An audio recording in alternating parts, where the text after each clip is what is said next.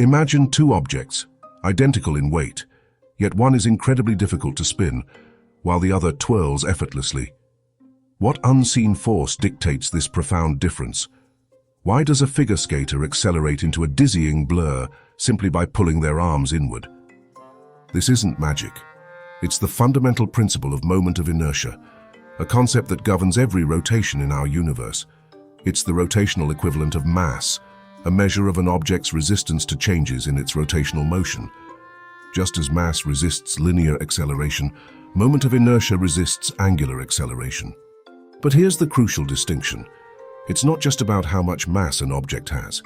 It's about how that mass is distributed relative to the axis around which it spins.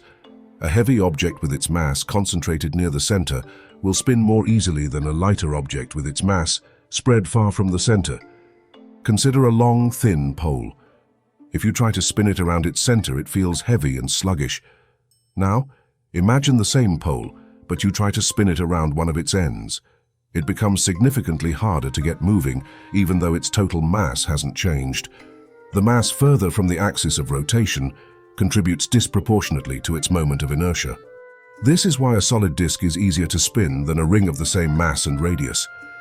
In the disk, much of the mass is closer to the center. In the ring, all the mass is at the maximum distance, creating a much larger moment of inertia. This principle is mathematically captured by the product of mass and the square of its distance from the axis.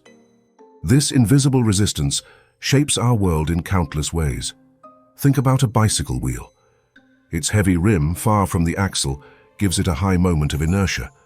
This makes the wheel stable, resisting any force that tries to tilt it, allowing us to balance with surprising ease.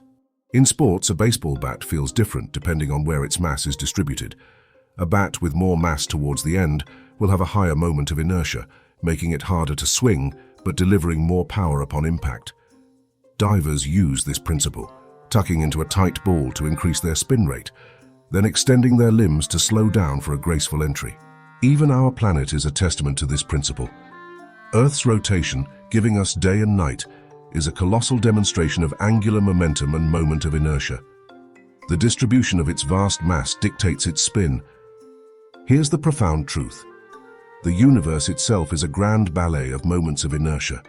From the pirouetting neutron stars to the swirling galaxies, the conservation of angular momentum, intrinsically linked to moment of inertia, dictates their cosmic dance.